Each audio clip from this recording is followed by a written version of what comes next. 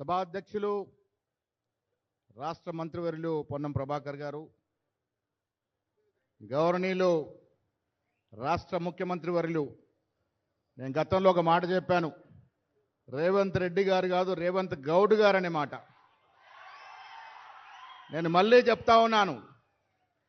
కారణం బహుజనుల అభివృద్ధికి బహుజన చరిత్రకారుల్ని మనందరికన్నా ఎక్కువ గుర్తుపెట్టుకొని వారిని ఆదరించి ముందుకు తీస్తున్నటువంటి తొలి తెలంగాణ ముఖ్యమంత్రి రేవంత్ రెడ్డి గారు.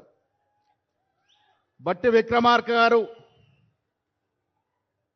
వేదిక పైన మంత్రులు, పార్లమెంట్ సభ్యులు, ఎమ్మెల్యేలు, ఎంపీలు, ప్రభుత్వ సలహాదారులు, నా గౌడ మిత్రులందరూ కూడా నమస్కారాలు.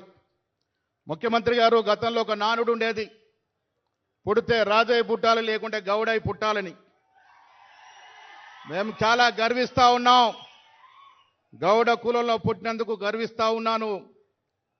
ఏ గ్రామానికి వెళ్ళినా రాజు ఎలా మాట సాగుద్దో అలా గౌడ్లది కూడా మాట సాగుద్ది. ఈ రాష్ట్రంలో గౌడ్లు ప్రధాన భూమిక పోషించేందుకు ముందున్నారు. మీరు రేవంత్ గౌడ్గా, మా సోదరుడిగా, మా గండగా ఉంటే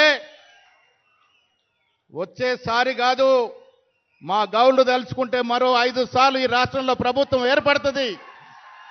ఆ దశగా మా ప్రయత్నం ఉంటుందనే మాట కూడా ఈ సందర్భంగానే మనవి చేస్తా ఉన్నాను. సర్వాయి పాపన్న మహావీరుడు 100 ఏళ్ల క్రితం శాస్త్రం సంకేతం లేని రోజున ఒక బీద కుటుంబంలో పుట్టి గోల్కొండ గడిని జయించినాడంటే ఆయన వీరత్వము, శూరత్వము, ఆయన ధైర్యం ఇవాళ ఈ విగ్రహం చూసిన ప్రతి వాడికి స్ఫూర్తినిస్తుంది.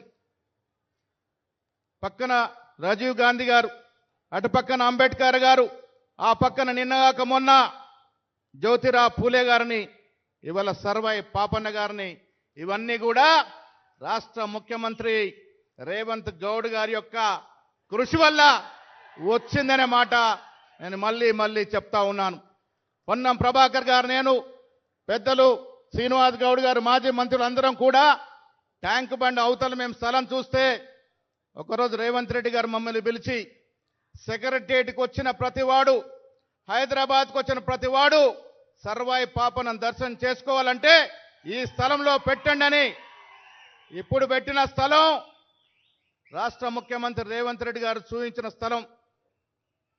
హైదరాబాద్కు వచ్చే ప్రతి వారికి సర్వాయి పాపను చూసే అవకాశం వస్తుంది, స్ఫూర్తి పొందే అవకాశం వస్తుంది. ఇలా విగ్రహాలు పెట్టుకుంటామంటే ప్రతి సంవత్సరం దండలేయడానికి కాదు, సర్వాయి పాపను చూసిన ప్రతిసారి మనలో ఉన్నటువంటి ధైర్యము, శైర్యము, వీరత్వము ముందుకు వస్తుందనే మాట ఈ సందర్భంగా మనవి చేస్తా ఉన్నాను. ముఖ్యమంత్రి గారికి విన్నపం, గౌడ జాతి పెద్ద సంఖ్యలో ఉంది. కళ్ళు వృత్తి, మీరైతే విస్కీ బ్రాండీ తాగరు. ముఖ్యమంత్రి గారు మీరైతే విస్కీ బ్రాండీ తాగరు, కళ్ళు తాగండి, కళ్ళు రుచి చూడండి.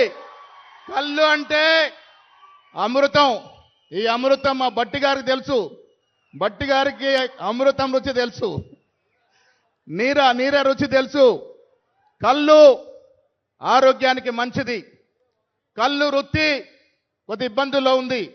ఒక కన్ను చూడాల్సిన అవసరం ఉంది. వల్ల గ్రామాల్లో కళ్ళు వృత్తి మీద ఆధారపడినటువంటి వ్యక్తులు జనం లక్షల్లో ఉన్నారు. ఈ వృత్తిని కాపాడాల్సిన బాధ్యత ఎవరిది? ముఖ్యమంత్రి గారిదే.